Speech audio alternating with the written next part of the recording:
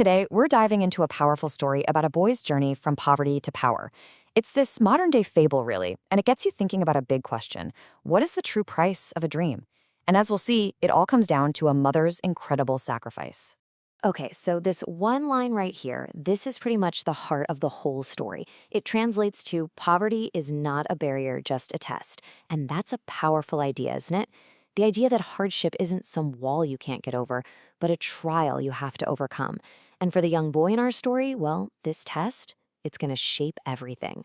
All right, so let's set the scene. Our story starts in the small village of Sundarpur, and here a boy named Suman has a huge dream.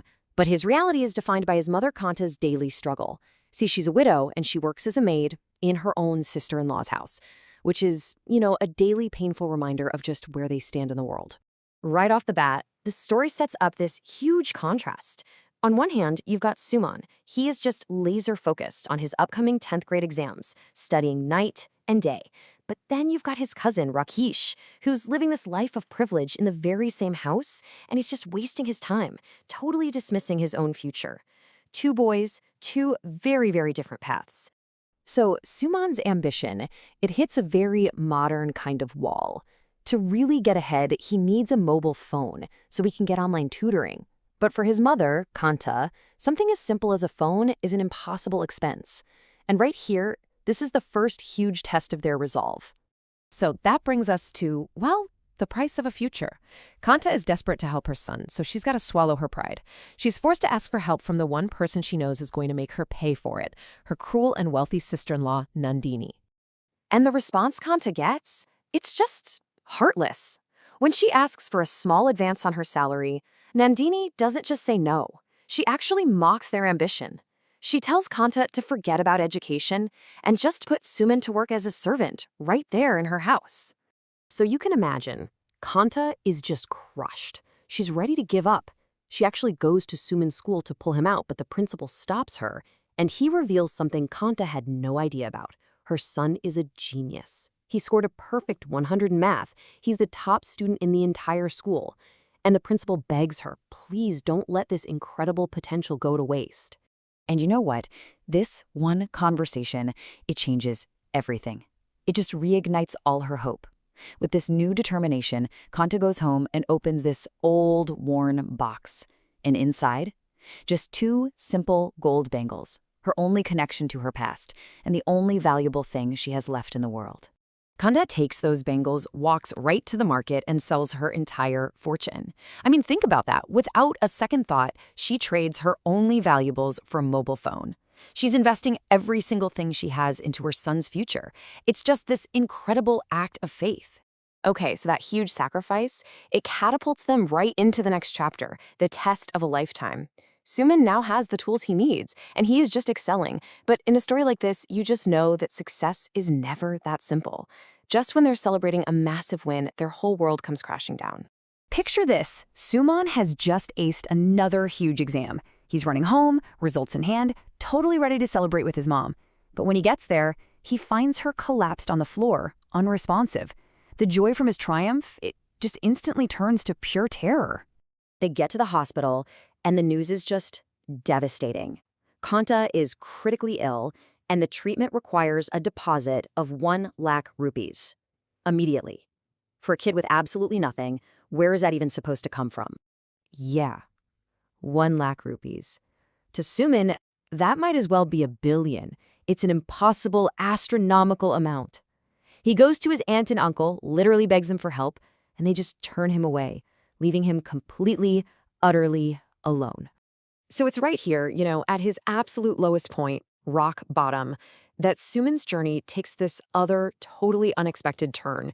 He finds a mentor, and with that mentor, he finds a new and way more powerful purpose. Just when it feels like all hope is completely gone, Suman literally runs into his old school principal. And when the retired teacher hears what's happened, he doesn't even hesitate. Together, the two of them, they make posters and they go from village to village collecting donations until they finally have enough money to save Kanta's life. So, his mother is safe, thankfully, but now they're completely broke. Suman makes this absolutely heartbreaking decision. He tells his mom, "Your working days are over, I'll drop out. I'll take your job as a servant at Nandini's house.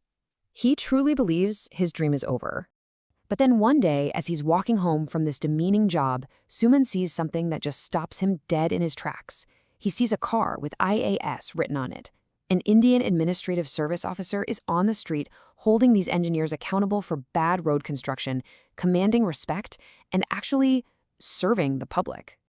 And that one moment, it's like a switch flips.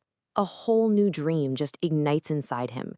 And this time, it's not just about getting out of poverty. No, this is about earning respect, about using power for good, and most importantly, it's about restoring the dignity his mother lost while fighting for his future. So armed with this new, completely unshakable purpose, Suman starts forging a new destiny. This is it. This is the final push, the most grueling part of his entire journey. And man, his path was just brutal. Think about it. During the day, he's putting up with all this humiliation from his relatives working as a servant. But at night, he's studying with this incredible, ferocious intensity he'd never had before. He just pushes and pushes, passes the written exams, until he finally reaches the last step, the final interview. And during that interview, they ask him a really simple question.